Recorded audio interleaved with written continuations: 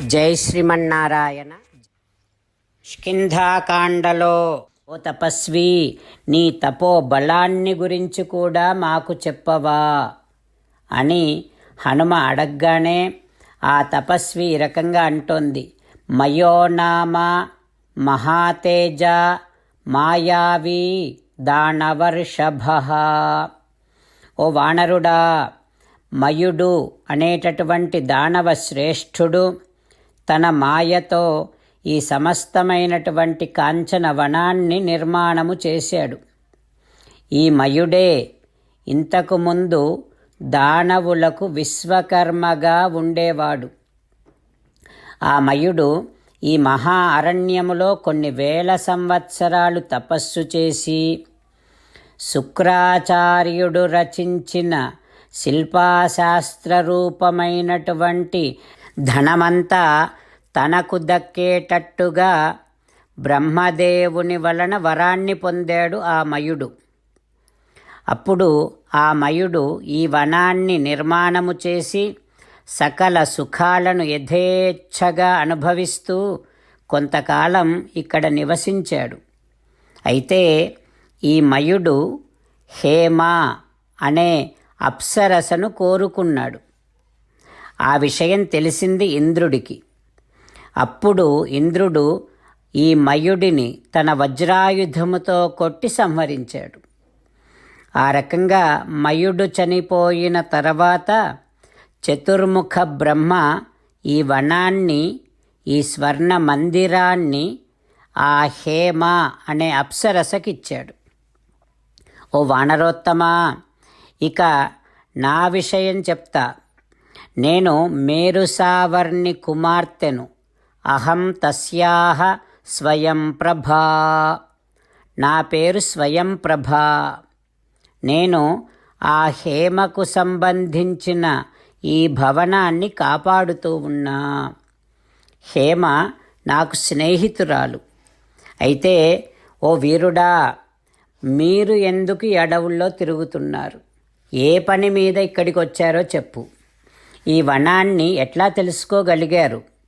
అయితే నువ్వు ఆకలేస్తోంది, దాహమేస్తోంది అని అన్నావు కదా, అందుకని ఈ ఫలాలను తినండి, జలాలను త్రాగండి.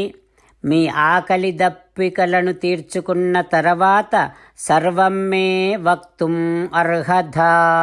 నాకు మీ వృత్తాంతాన్నంతటిని కూడా తర్వాత చెప్పండి అని అనగానే వానరులందరూ వారి వారి ఆకలి దప్పికలను తీర్చుకున్నారు. స్వయం ప్రభ మళ్ళీ ఇలా అడుగుతోంది. ఓ వానరులారా, మీరు మీ వృత్తాంతాన్నంతటినీ నాకు చెప్పవచ్చు అని మీరు అనుకుంటే చెప్పండి. శ్రోతుం ఇచ్ఛామి కథ్యతాం.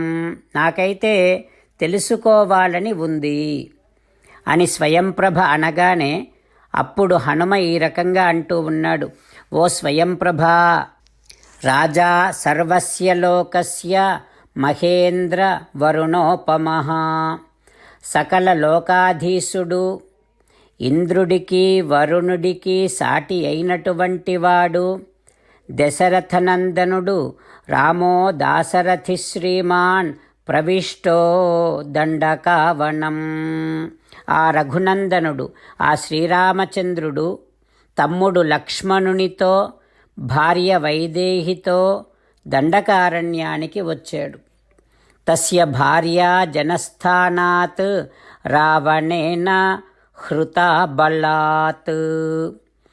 ఆ రామభద్రుడి భార్యను సీతమ్మను రావణుడు జనస్థానము నుండి బలవంతంగా ఎత్తుకొని పోయాడు అంటూ హనుమ స్వయం ప్రభకు చెబుతూ ఉన్నాడు. రామచంద్రులను మనసారా ధ్యానము చేస్తూ పరమదయాలువు పరమశివుడు చెప్పిన పరమపావన రామనామాన్ని చెబుతూ మనము రామనామ గానము చేస్తూ ఉంటే అదిగో సీతారామచంద్రులు, పార్వతీ పరమేశ్వరులు, ఆంజనేయస్వామి, సకల దేవతలు, పితృదేవతలు, మహర్షులు, ఆచార్యులు, భాగవతోత్తములు అందరూ మనని చూసి ఆనందముతో అనుగ్రహిస్తున్నటువంటి దృశ్యాన్ని భావన చేస్తూ నోరారా రామనామగానము చేద్దాం.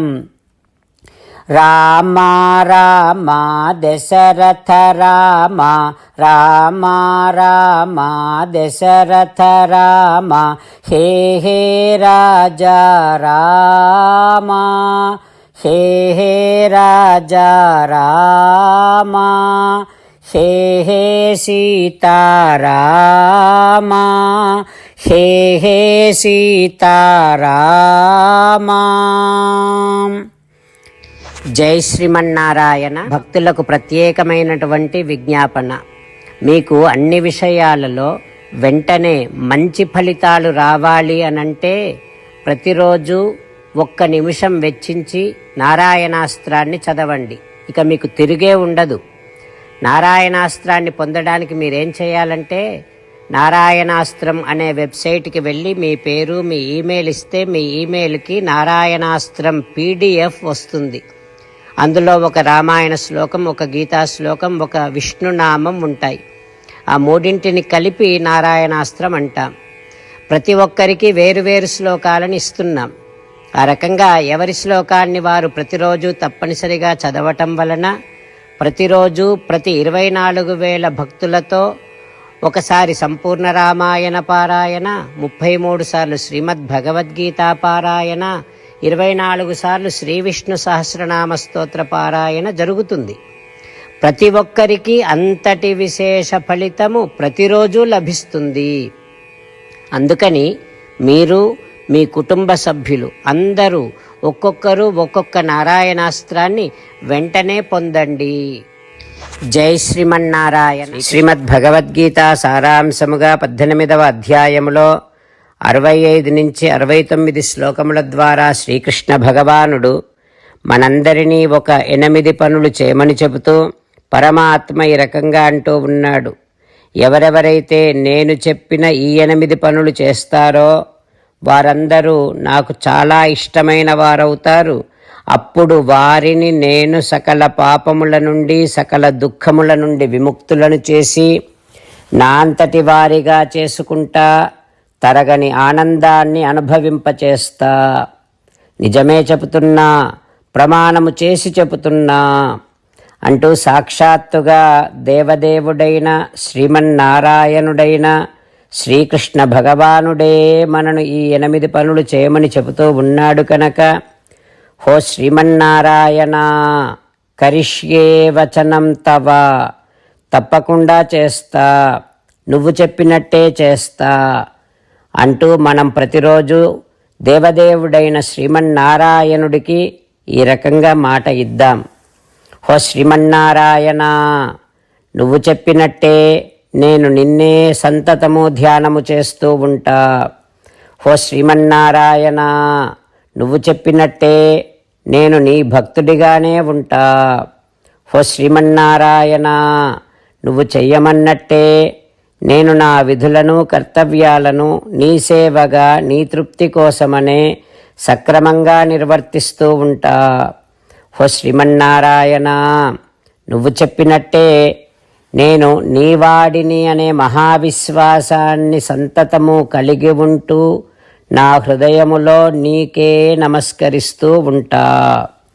హో శ్రీమన్నారాయణ, మామేకం శరణం వ్రజ, నన్నొక్కడిని మాత్రమే శరణు వేడుకో అని నువ్వే అన్నావు కనుక నేను నిన్ను ఒక్కడిని మాత్రమే శరణు వేడుకుంటా.